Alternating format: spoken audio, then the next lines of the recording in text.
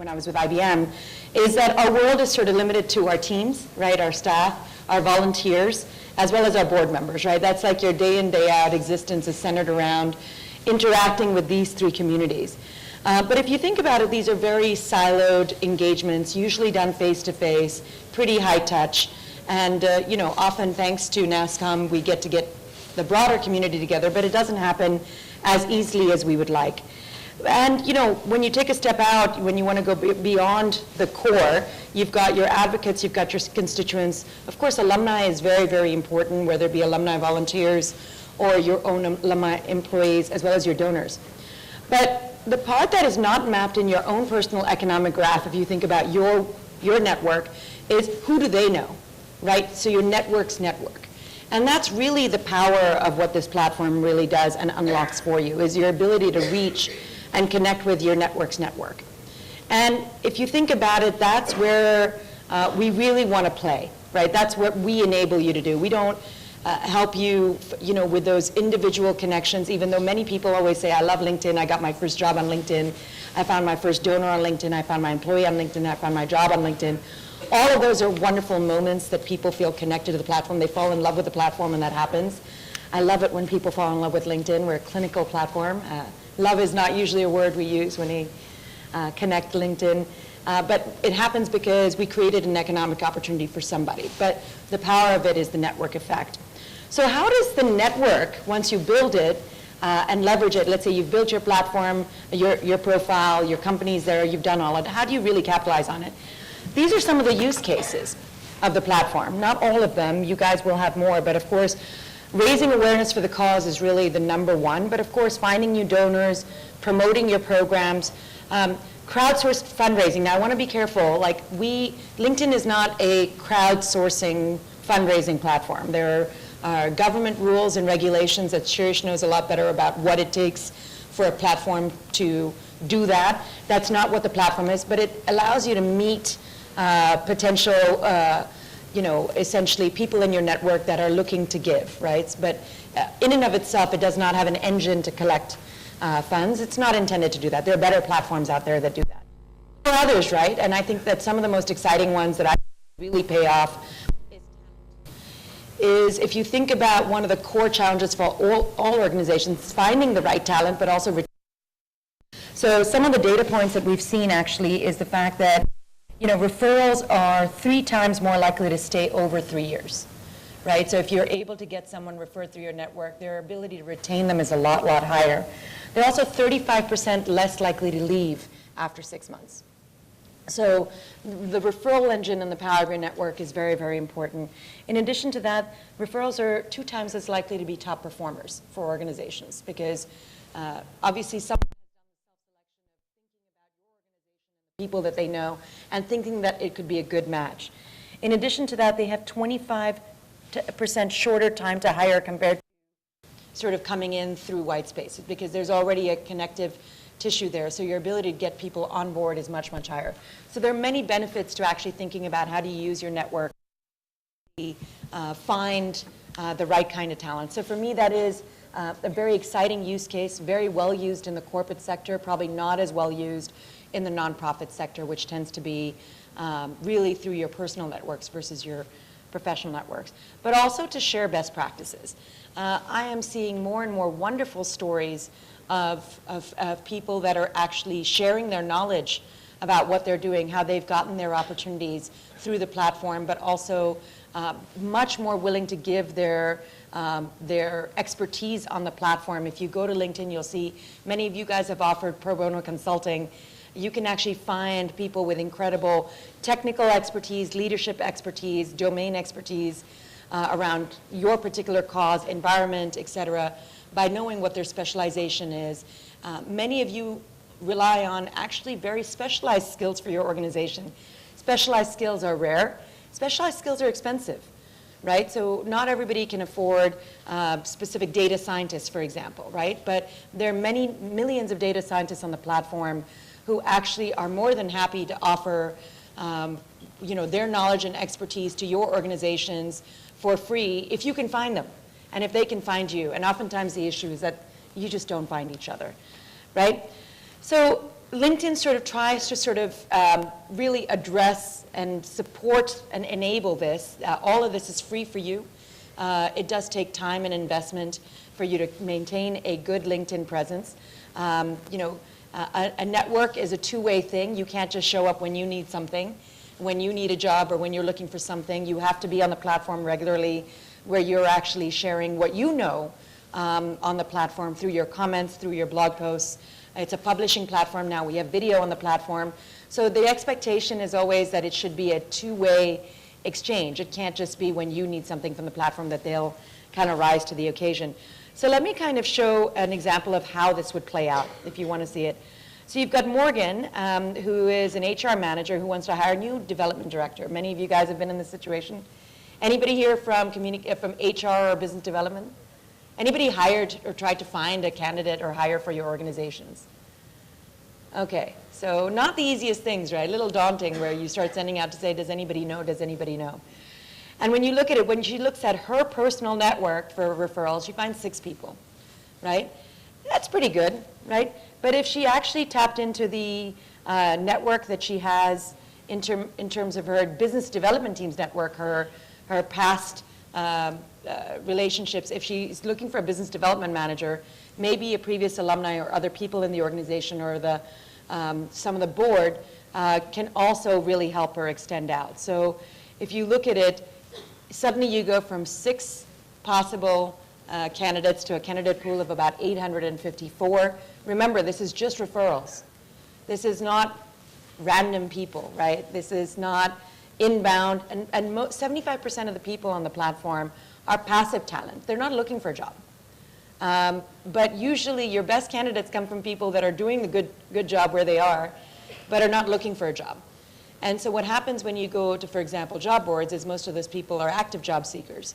You miss the people that are fine and happy, but 85% of people are more than happy to hear and talk to you about a potential opportunity, even if they're not looking.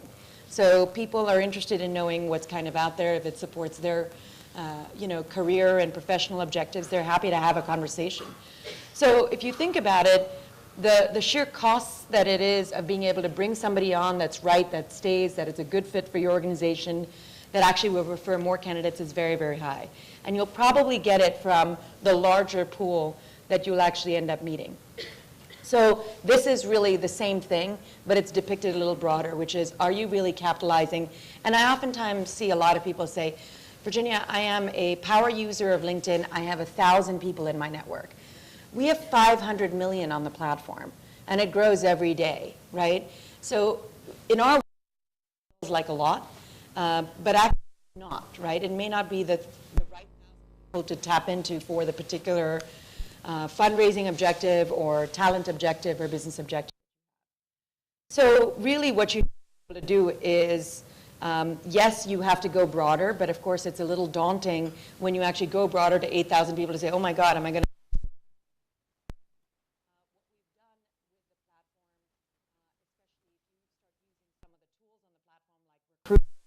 is that you can actually set advanced filters. Filter, by the way, if you use the product, which wasn't when I first started, is people who look like other people. So if you've had a superstar player or someone that you've met at this conference say, oh my God, I want to hire someone exactly like Hosea, and he's leaving, but I want him, like I just want another him. Have you ever had that moment where you say, I don't want to change anything, the same person that's been here 6 years, can I just get the same person, different body?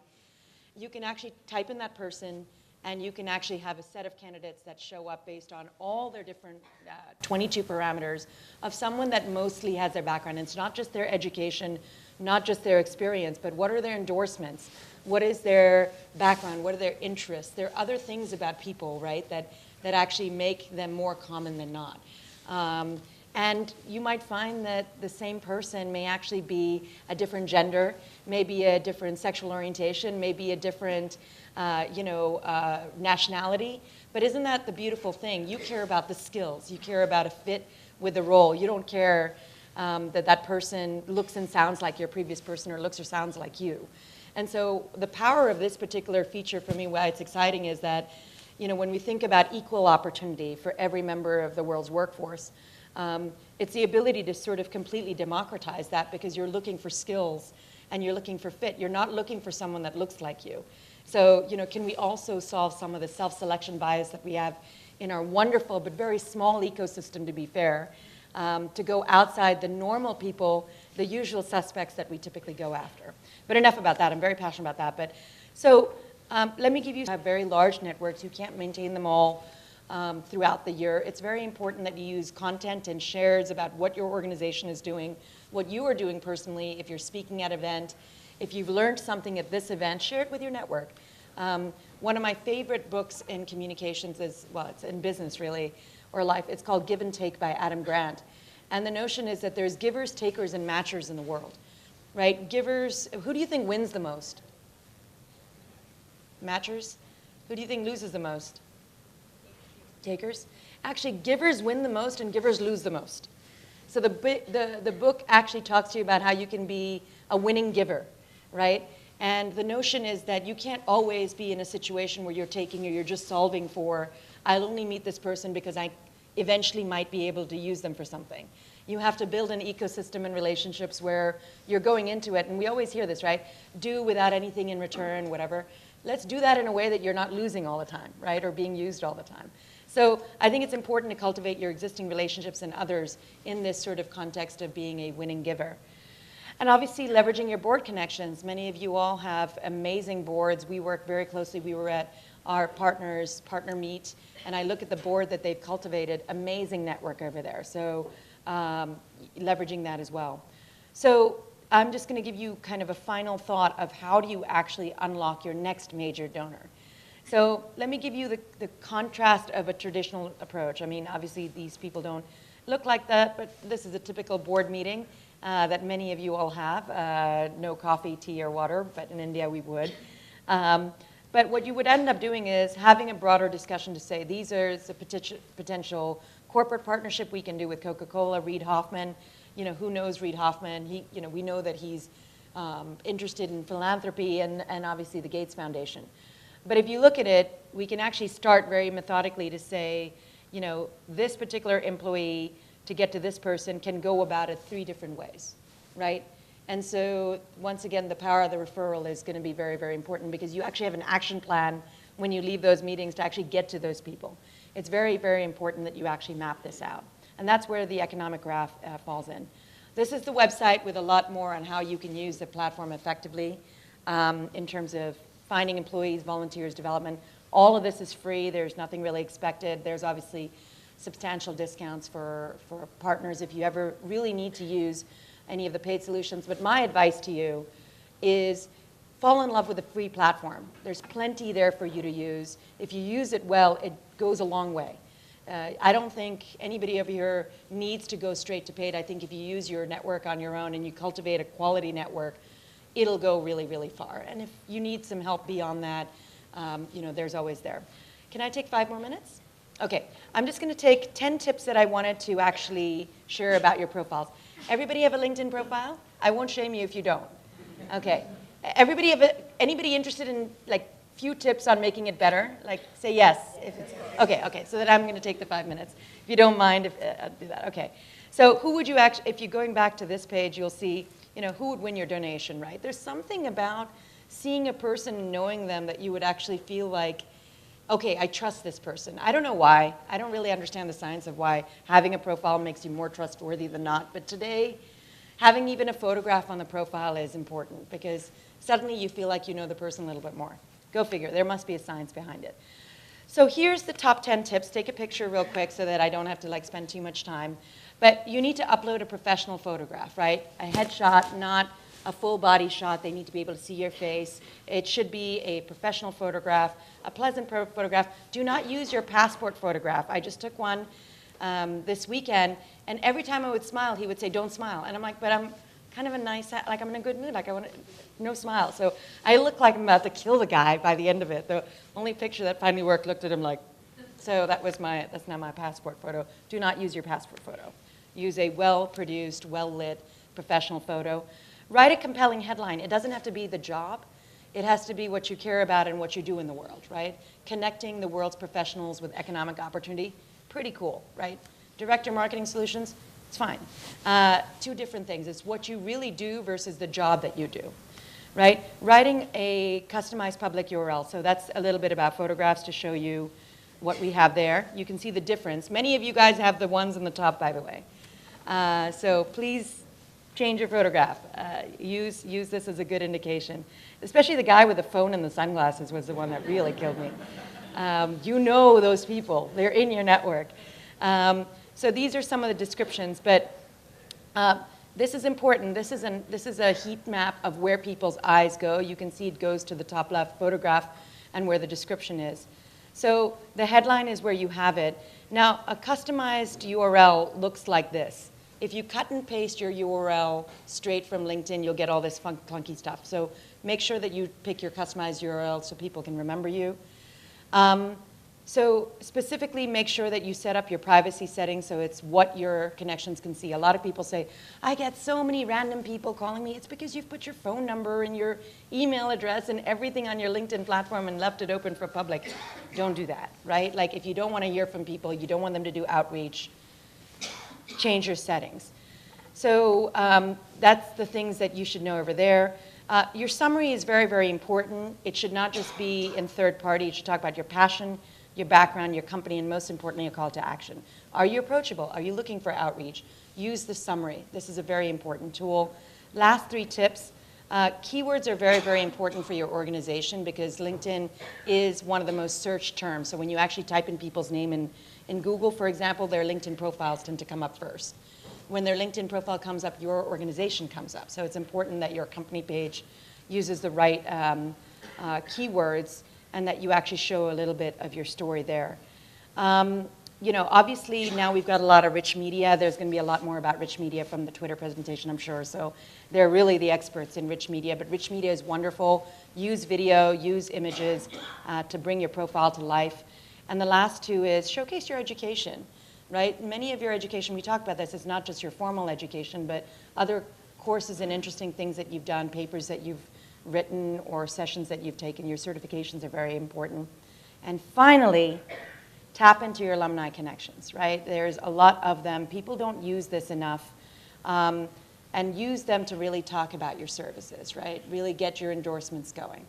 That was really fast, but hopefully useful. Even if you do 2 things better on your platform, that's better than none. So I really appreciate the opportunity, and I'm here later for questions. Thank you very, very much.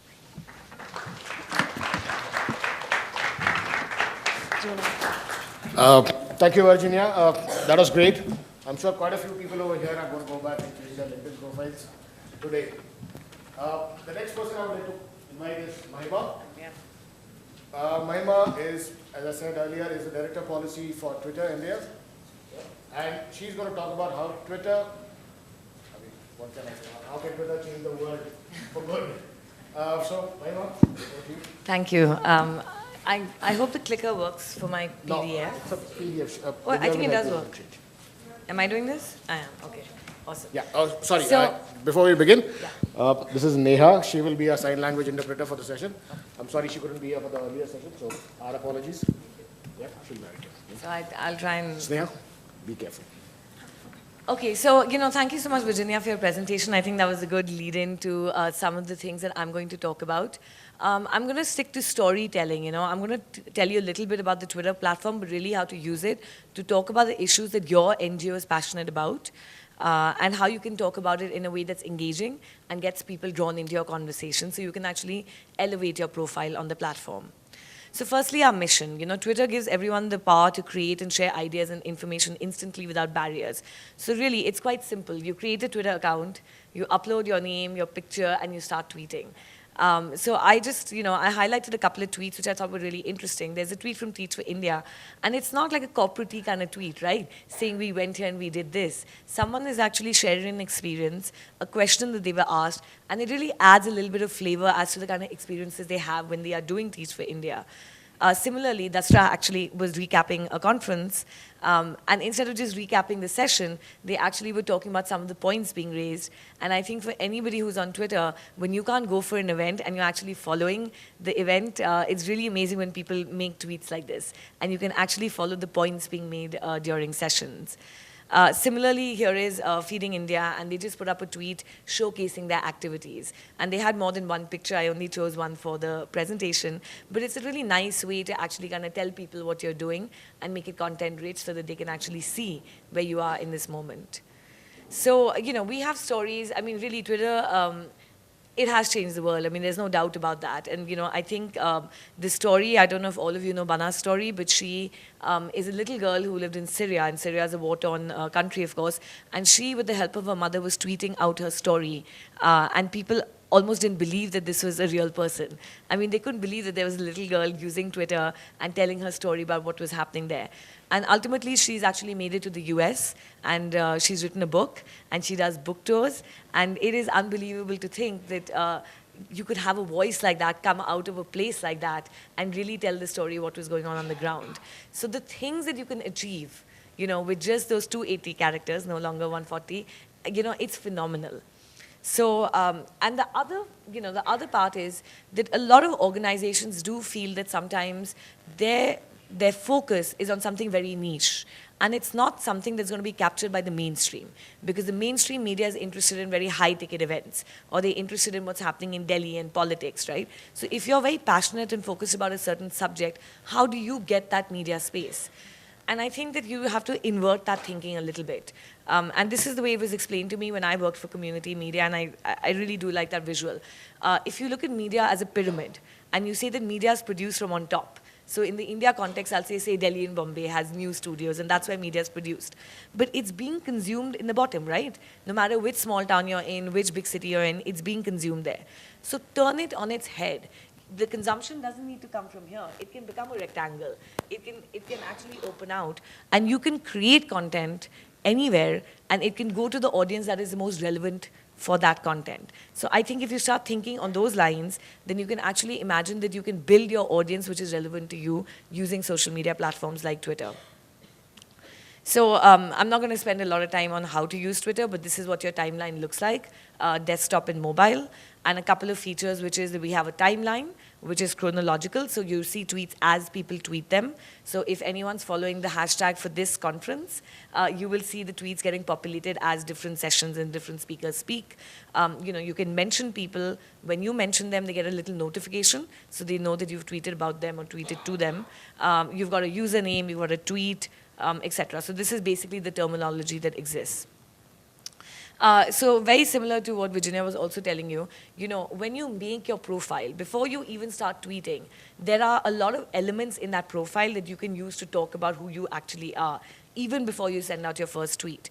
And I like to call this very valuable digital real estate, because that's where people are coming, no matter what your content is, but that will remain the same.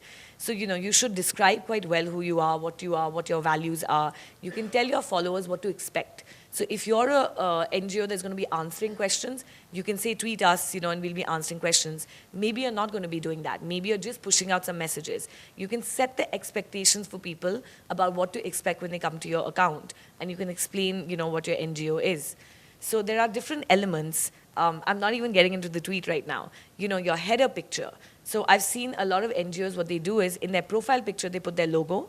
But the header picture, they keep changing depending on the campaign that's going on. Or maybe you've reached, 10,000 followers, 20,000 followers. You want to thank everybody. This is a project that I'm part of, so we put a team picture. And so everyone who's involved got pretty excited seeing their faces, on the header. Subsequently, we'll change it. The other thing that you can do is you can pin a tweet to your account. So no matter what you're tweeting, there's always something. It's like a bulletin board. You literally put the pin in. So maybe you're hiring, or maybe maybe you're recapping a recent event. That's the one thing they'll always see, and then they go into your timeline. So there's a lot you can do just with your profile. Now, one very, very important aspect to it, and it's not exactly in the same way that you just heard about, which is when people come on social media, what they do is they want to start speaking.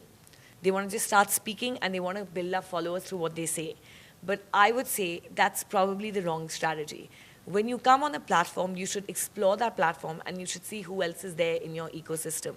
You should actually, it's a great way to find NGOs and nonprofits who work on the issues that you do, or issues interesting to you, spread across geographies. Because you're no longer limited to India. You can go global.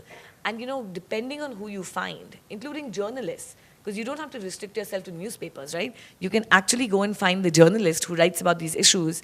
And if that's the people you choose to follow, then every day when you come on Twitter, that is the timeline that you'll see. So you have to make your timeline valuable to you. And over the years, as a user myself, I've learned you don't need to actually follow people just because they are famous people if they are not relevant to you. You'll get it through the news anyway. You know, if you find that like your blood pressure is rising, because that happens to me, sometimes I follow a couple of Delhi-based journalists and I'm like, I don't have to actually have to follow them. There's no rule that I have to follow these people. So make your timeline in a way that suits you and you're getting something new and interesting every single day. That is going to actually help you think a little better about what kind of content to put on. So, you know, thinking Twitter first. Everyone who does comms has pressure now. I got to put this content on Facebook. I got to put this content on LinkedIn. I got to put this content on Twitter, on Instagram. Like, how do I do this? So I'll give you one very big tip, which is the content essentially might be the same, right? You might be using the same content, but do write it differently for each platform. I know it sounds like a lot of work, but you'll get used to it very quickly. I do it for my own personal account. Even if it's the same picture that I'm putting on Instagram and Twitter, I write it differently. The caption is different. That's because each platform has its own little tick to it. It works in a different way. People pick up on different things. And you should try that. Don't cross-post. You know, your Twitter account filled with like Facebook links and your Facebook account filled with like other links. Just try and do fresh postings for all of them and then see the difference in terms of engagement. So yeah, you know, what is the voice that you should have? Now, I've given 2 examples of organizations. You know, individuals, I think, are a little more, you're able to kind of craft your voice because that's who you are. As an organization, often people feel like you need to be really formal because how can this organization be fun or how can this organization, you know, be a little sassy? But the fact is that organizations actually can be really incredibly charming and funny to follow. You know, when the CIA first came on Twitter, they said their first tweet was, we can neither confirm nor deny this is our first tweet, and immediately made it quite clear that they were going to be, you know, with the side of humor. So, you know, like I put UP Police, they actually congratulate their officers when they arrest someone or do a big arrest, you know. You can use your organizational profile to actually tweet about the good work that you're doing, to call out, you know, individuals and point them out, and you can actually use it in any way you want. The Doordarshan Twitter account, for example, Doordarshan. I mean, the person handling it was so funny and charming and like built so much nostalgia about those programs that we grew up with that it was very normal to see tweets on Twitter saying, who is handling this account? That person deserves a raise, like all the time. So, you know, you can really get attention if you show a little personality. Now, there's a question, when should I tweet? And I'm going to get into a couple of aspects of that. It's very tempting to comment on everything that's out there. You know, firstly, there's so much drama about like, you know, something big every single day. And also you do feel about certain subjects, so maybe you want to say something. My suggestion to you would be, you know, pick a moment. I'll give a really easy example, which is demonetization, right? It was that moment where the whole country was talking about demonetization. But you have to then think, before I tweet, what is the mindset? You know, you can go on Twitter yourself and you can actually just put in the word demonetization and you can see what people are feeling about it. Now, if you feel that, okay, in this time, actually there's a lot more confusion. Are ATMs full of cash? Not? How long are the lines? You know, that's the mindset. Then when you tweet out, don't tweet out something that adds to the stress and the trauma. Try and tweet something that actually solves the problem or helps people along. That's your big idea. And of course, use a hashtag because a hashtag makes your content more discoverable. So I think that's a good rule of thumb. You know, what am I going to add to the moment? And try and create a positive momentum with whatever content you're putting out there. So there are going to be 4 big ways in which you're going to be approaching content on Twitter. You've got the everyday, which is that you're just posting something every day. There's going to be a campaign, right? You're going to come up with campaigns because there are certain issues that you're trying to, you know, talk about. You'll be reactive. Something has happened and you just feel like you need to give a reaction. And of course, there are live events and you might actually be reacting to live events. You can plan for all these, even if it's unexpected. So with the everyday content, this is what boring looks like, right? Here's a post. I mean, it's got no media. It barely even has a profile picture. It just has a couple of lines that tells you nothing much. So that's boring. Don't do it. Okay, this is what interesting looks like. We have a feature on Twitter, which is a poll feature, right? You can literally ask people like, you know, give 4 options and ask them to vote. So I like this example. This gentleman is Paul Ryan, you know, and he's a Republican, and he was going for the State of the Union. So he asked his followers, who are obviously largely Republicans, what color tie should I wear? And, I mean, blue is Democrat, red is Republican. It was pretty clear the answer was going to be red. But just by doing a little bit of engagement with his followers, they felt like they had some fun with him. He wore that tie, he put a picture of that tie. So I tell organizations a lot. I'm like, if there is low-hanging fruit, like 2 things that you can decide between. Maybe you're setting a hashtag for your event. Maybe you're doing, maybe there are 2 logos and you want to choose one. It doesn't matter. Like, if it's something like that you can engage your followers just so that they can give a vote and they can feel like they were part of your decision-making process, why not? Why not? I mean, don't let them choose something really big that you need to choose for yourself, but you can certainly involve the community. Okay, reactive. It's not that easy to do it if you don't have a, really good team. But, Amul is like the king of coming up with content very quickly after something has happened. So, I mean, this one is a bit cheeky, but Rahul Gandhi did say that his dog was handling his Twitter account, and it didn't take them very long to come up with the Amul ad, right? So sometimes it does happen that you see something in the news and you can actually create a creative.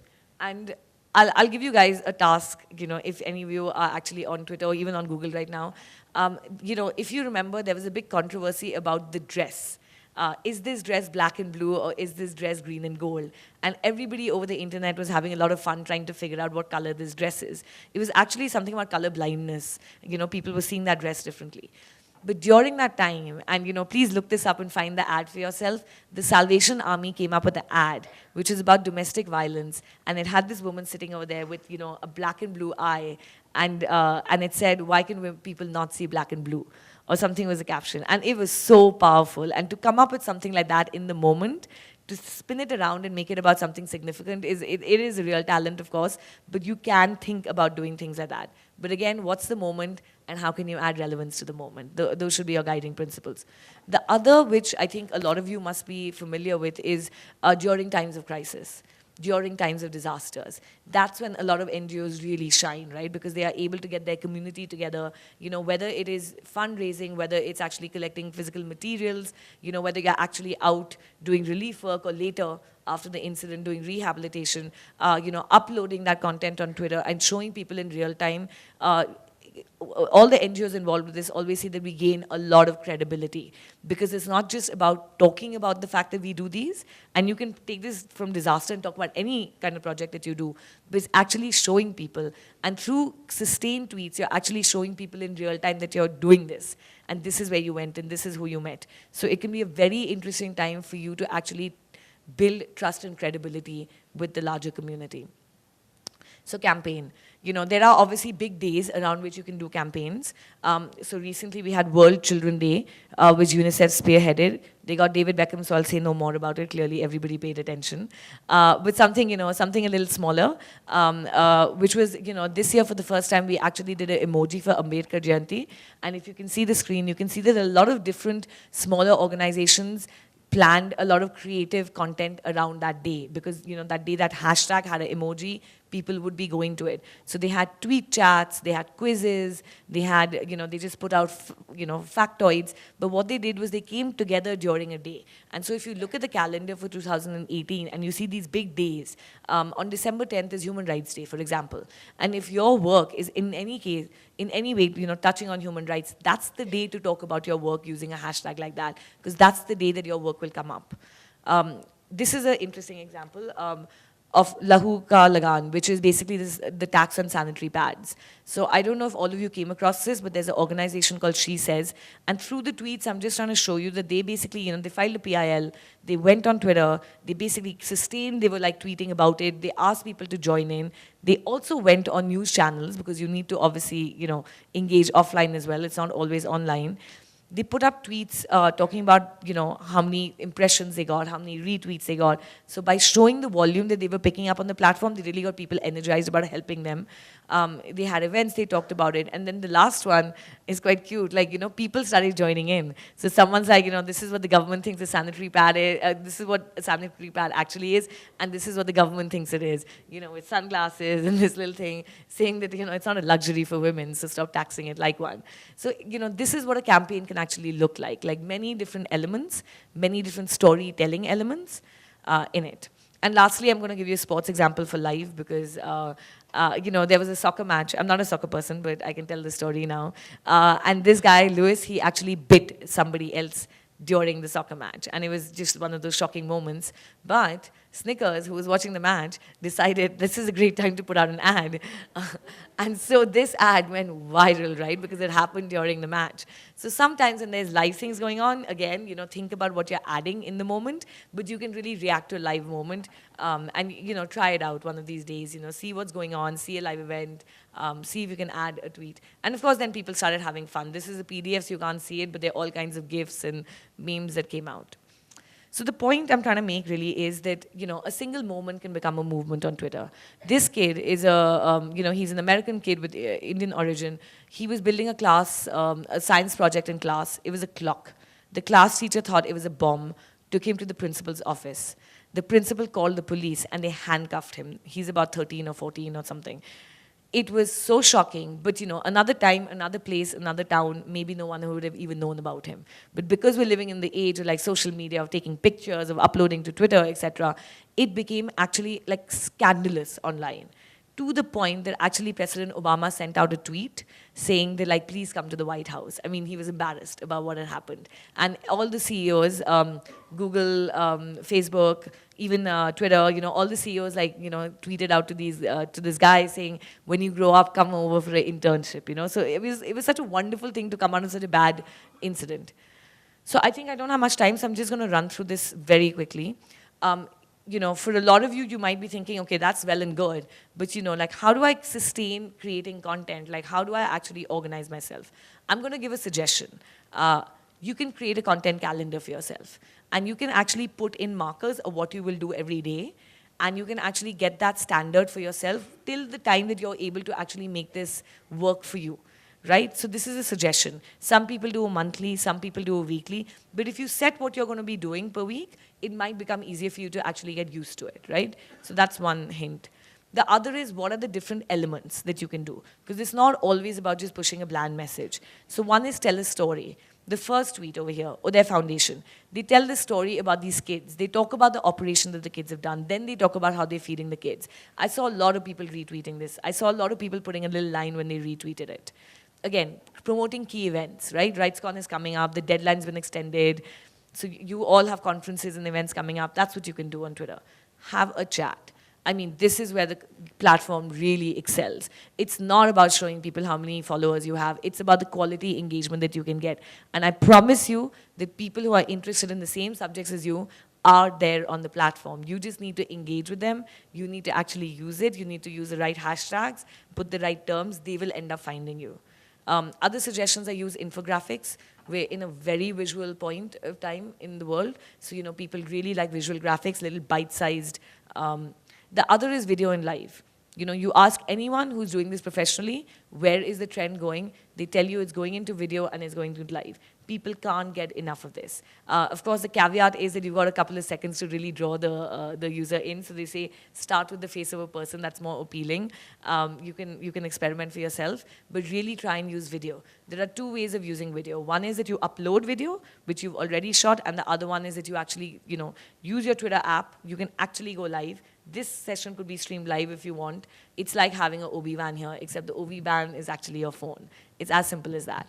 And of course, the last one is the call to action. What do you want these people to do for you? People don't have time to guess, right? If you want them to retweet, tell them. If you want them to donate, tell them. If you want them to give a missed call because you want to add pressure onto some public official, tell them what you want them to do. It's much easier for people to follow and to support your organization. Quick thing on public engagement. I don't need to explain the Me Too hashtag, of course, but the lesson it does teach us is it's not always about pushing out messages. It's also about drawing in messages. A lot of campaigns in the recent past have worked because you're asking people to give their story. If you're talking about urban poverty, if you're talking about malnutrition, you're talking about child labor, you don't need to only push out statistics. You can tell people, the unrecognized face of child labor, that you see it, but it doesn't even strike you. Tell me about the last time a 12-year-old kid served you at dhaba. Go back and think about it and realize that was child labor, but maybe you didn't zone into it because you were so busy in the middle of your trip, right? You can actually engage the community into telling you stories, and that's when you'll actually generate a lot of interest in that subject. Using that momentum, you can actually push out facts. So just think a little more creatively. And of course, talking about charities and talking about, building donations and trying to get fundraising going, people feel more positive about your organization if you actually respond to them or engage with them. This could mean that you simply like their tweet, or you reply and you say thanks. But people who are your well-wishers, you should write back to your well-wishers. That really makes people feel special. So don't just expect them to come and keep giving you attention from the backside.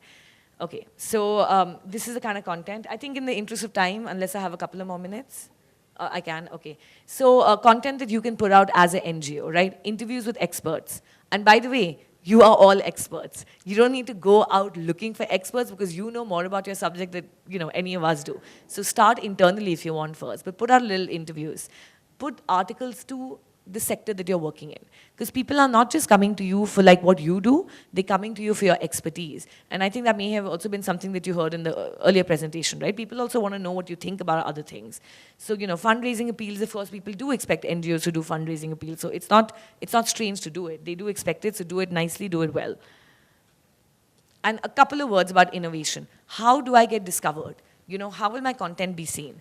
Outside of the fact that, of course, you can use, the right hashtags and you can go find your followers will end up finding you. We are also now ranking some stuff in what we call the Explore tab, which is like your search tab. So articles that are being shared by your network are going to be coming there. So in case you missed it, you can see it there.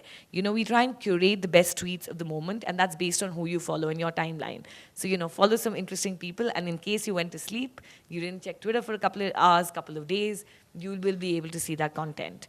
We have this little feature called In Case You Missed It. So when I wake up in the morning, it tells me in case I missed it. And what happens is that it's normally the people in the US who were tweeting when I was sleeping. And once I read these tweets, or in this case, clearly Indian people who were tweeting, but once I put it down and I refresh it, it's back to the original timeline. So it just gives me opportunity. So if you've actually gained a lot of traction during a time, people who may have missed it at 10 a.m., there's a chance that they will see it later in the day. Another feature that we are actually going to be, it's launched globally, but we're launching in India, is Moments. Very simply put, think of an online photo gallery and the way you flip through pictures, that's what you can do for tweets. And what you can do is your own tweets or even other people's tweets, you can actually create a little collection of 6 to 7 tweets. That helps you put the context to the story. One tweet in isolation might not be able to tell the whole story. So you can actually build a collection of tweets. Go to a profile called @TwitterMoments, everybody who's on Twitter, and go and see the moments that they have over there. They're fantastic. I mean, it's better than news. Although they obviously work very closely with news agencies, so I shouldn't say that. So when you're creating your own moment, put information first, put opinion last. It's more credible when you first put the facts, and then you put your opinions about the facts, right? The latest innovation, of course, is the 280 characters, which is basically we doubled our character limit. The reason behind it is depending on which language you use, you had a very different experience of Twitter. People in Japan were actually writing paragraphs, while people in English were struggling to put in 3 sentences. By actually increasing the word limit, we're giving a little bit of an equal playing field to people in different languages. I can tell you who's the most happy about this. They're the Germans, because they finally get a little more space to say what they want to say. And the last word about promoted products. You don't have to get into Twitter advertising if you don't want to, but if you do feel like you're at this scale where you have found the people who are naturally going to find you have found you, and you really want to step outside and you want to find some other new people, you can do it. You can promote tweets, you can promote accounts, you can promote trends, which is on the larger side of things. And the interesting part about that is that you can actually choose people based on their activity, so their interests, including emojis. So say you are an NGO and you're dealing with something to do with food, or you want people to donate their extra food, you're collecting it, and you've got your community, but you're like, I'm sure there are more people who can actually do this. You can say, okay, I want this tweet to be seen by everybody who's ever used a pizza emoji, right? So there are ways of using these little products to just further your, network a little bit. Okay, and leaving thoughts. It's not a megaphone. It's a great place for you to listen, for you to engage, for you to make the moment matter. Use it well. Just be authentic. Be genuine. That's what works. You don't have to worry about every single typo. Look at my tweets. I mean, I'm constantly making crazy typos, and so he'll say it corrects me very publicly on Twitter. And just the absolute last thing, if you go to the handle called @nonprofits, you can download a PDF guide. It's got everything I've told you and much more in it, so you can actually use it to get started. So yeah, if it's happening now, it's happening here. So I hope you guys are on Twitter, and if you are, I'll see you there. Thank you.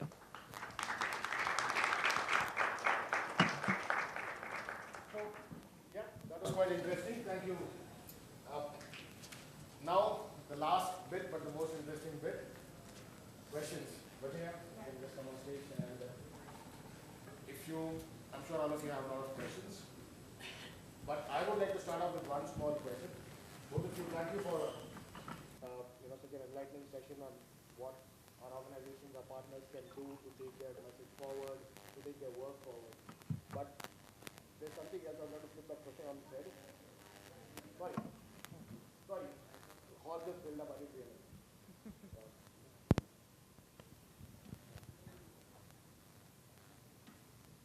Guys? Yeah, got it. Sorry.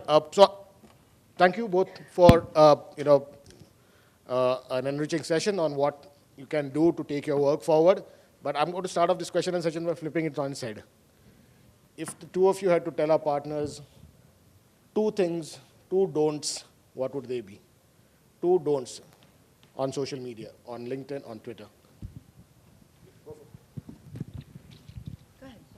Okay, so I think two don'ts. They're more cosmetic in nature. One would be a lot of people don't put a lot of thought into the content of the tweet, and they shove like 3-4 different hashtags. They put a picture, but they don't really put a sentence. So I would say, tell a story from your tweets. That's way more compelling. If you're putting a picture, don't describe the picture because the picture describes itself. Tell a visual story. Make it go forward. So don't put in bad content, basically. Don't put in. And the second don't, which is actually a do, which is that you're not just doing this for fun. You're obviously doing it for your organization. Please go into your analytics. If you go into, at least at Twitter, if you go into twitter.com, you can go into analytics through the website and see how you're doing. See which are the tweets that are getting the most engagement. Because that's the stuff that you should do more of, and the ones that are not getting engagement doesn't work for your audience. They're not enjoying that content from you. So just don't do it without, strategy and thought into it. Okay, I think there were some really good tips already, but the two that I would say is, number one is a repeat of what Mahima said. Context is very important. When someone comes on LinkedIn, they are coming to become more productive and successful at work. And so when they actually see their timeline, they don't want to see the same thing they see on their other social media platforms because they're checking their other social media platforms at different times with a different headspace.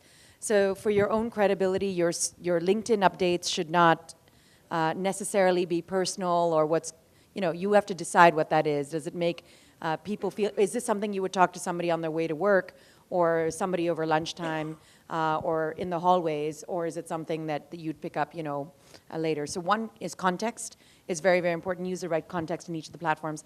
The second, which is something that's very important to me, is do not prevent people from using social media as a professional tool.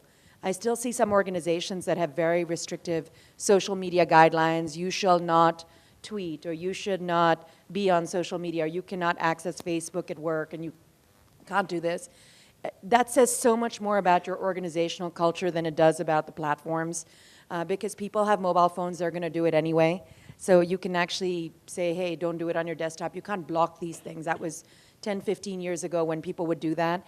What you should do is empower your employees with, and your alumni and your network with content that is relevant to you so that they can share it on your behalf. And you should build a culture where advocacy is encouraged and not something where you're trying to control the narrative based on only like official spokespeople. I think the world of official spokespeople is actually dead. I don't think that exists anymore. So I would say don't subscribe to old PR rules in a new social media world, because that says more about you than it does about the people that are probably going to message out. Right. Thanks. People, floor is now open for questions if you have any, and I'll take the mic around. I got it. If you can just introduce yourself and give 2 words on what you do, that'll help set a context. And request you to keep your questions to the point. Yeah. Good morning. My name is Sriram from BCT. My question is to Virginia Sharma. It is about the tools you have mentioned on LinkedIn. Apart from the recruiter, what are the other tools?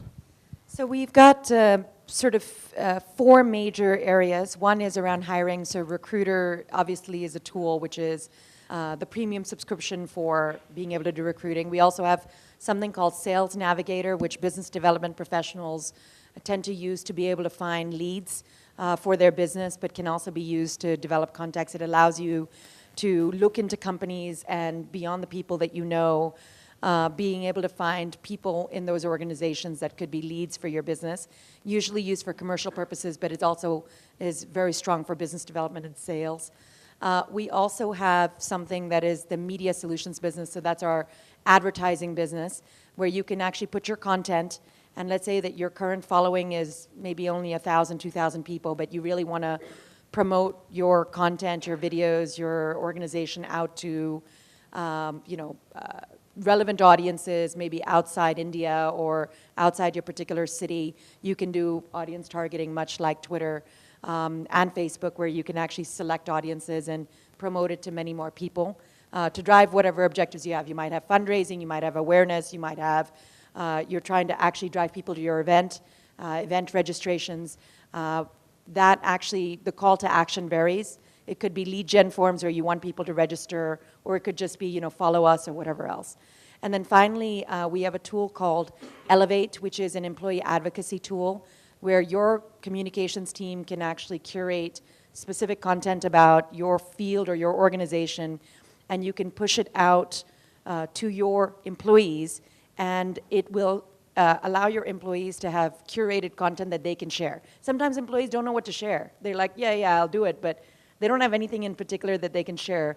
So this actually allows them to schedule content from you that they pick, that they also want to share, to their network when their network is online, right?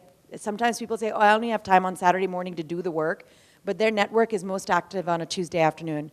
The tool actually takes care of that, so you actually leverage your employees to do that. So that's four areas where we have solutions. Also, on the site that I put up there, you can actually check, or just message me and I'll respond as well.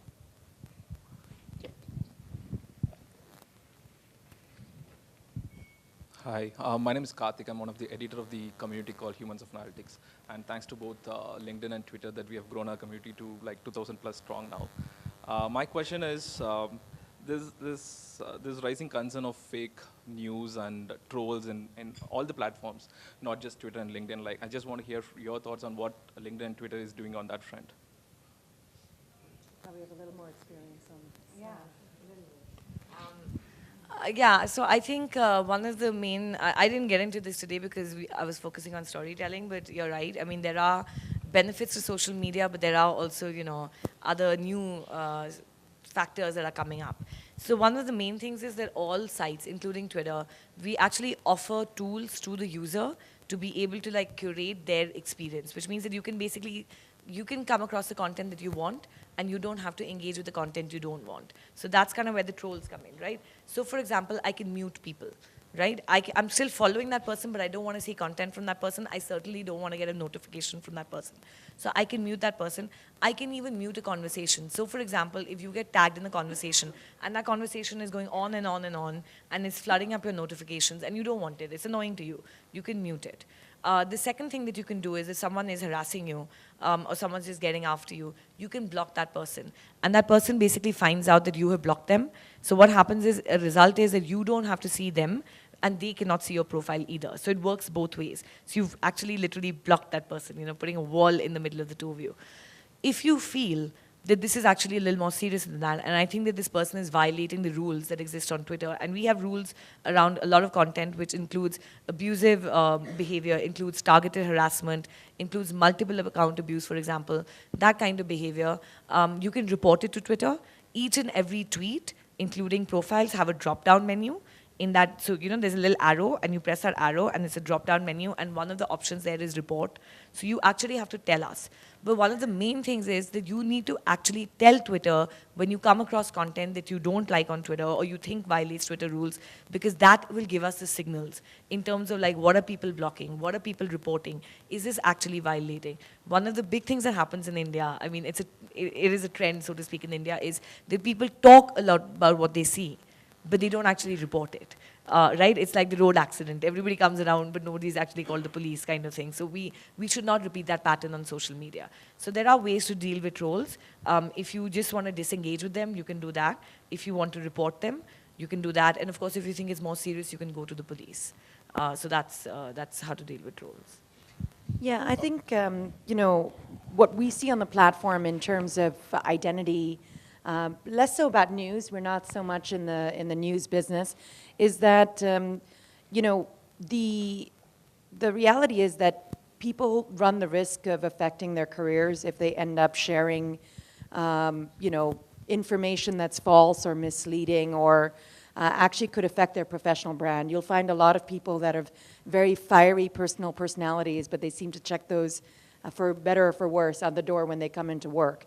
Sometimes that's good, sometimes that's bad, but for the most part, we haven't seen as many people sort of rant and rave, if you will, on the platform because their employers or prospective employers or their team members are reading what they have. A lot of HR professionals go through your profile. In fact, I made a mistake in my employee when I onboarded. I had put the wrong graduation dates. It was a long time ago, so I didn't remember when I'd started or when I'd finished. It took me an extra year. On my, HR file, right, when I joined LinkedIn. So, but on LinkedIn, it had a different set of dates. So they had cross-referenced and they said, hey, we just want to let you know that on LinkedIn you had said this and in your application you had said that, which is it, right? And I had to submit the formal documentation of what it was. So a lot of HR people are also using the platform to validate if someone says that they have 10 years of experience or 5 years of experience, do they? Because oftentimes they try to keep it clean. Now, I don't know if you've seen on LinkedIn, if someone wanders into the realm of like personal comments or getting into politics or getting into other things, at least 50 people on their timeline say, this is not appropriate for LinkedIn. Like, so there tends to be a little bit of self-regulation. I don't think that was intentional, it sort of happened. Members are so protective of it staying a professional conversation that we've seen a lot of member policing of people saying, this is not relevant for LinkedIn, and so they'll either block them or they'll actually put very negative comments. And I think that that's probably the best way. Create an environment where members take care of each other and take care of the network. I think that that's what we hope to do, but many of the same tools are equally applicable for us as well. It is a problem. I think that this is a bigger problem in the industry that I think everybody's talking about. Okay, in the interest of time, one last question before we start this. Sure. Hi, my name is Rohit. I'm from iDream Education, and we set up tablet-based labs in government schools.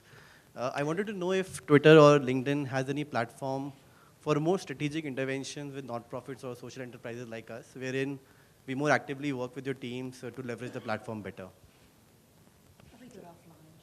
Yeah, we can take this offline. We do have a program called Twitter for Good. So you can, and we have some focus areas in which we work with NGOs. Two of the examples are online safety, which is obviously very big for a company like Twitter, but also disaster and crisis relief.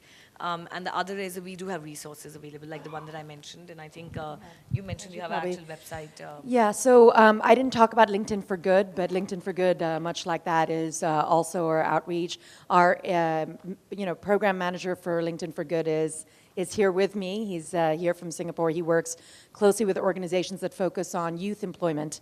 That's where we focus, youth between 16 and 24. Our main focus is just driving employment for underserved communities. So that tends to be the organizations that we focus with. So anything that drives employability is where we focus. And we can talk about it offline. Okay. So we'll bring the session to a close because the conference itself is about to start. So Mahima and Virginia, thank you. We can't thank you enough for the session. As a small token of our appreciation, we would like to present you with this. This is by one of our partners, Virginia. Thank you. It's by Sankalp Taru, and the certificate means that a tree is now going to be planted in your name. Oh, wow. And you have a QR code where you can check up on the progress of that plant. Oh, that's wonderful. Yeah? Thank you.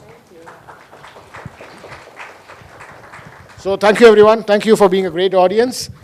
Before we leave, Shirish, we'd like to give you also one. A tree has been planted in your name as well. Thank you so much, everyone. Okay, thank you. And if you can move to the main hall now for the rest of the conference to begin. Thank you.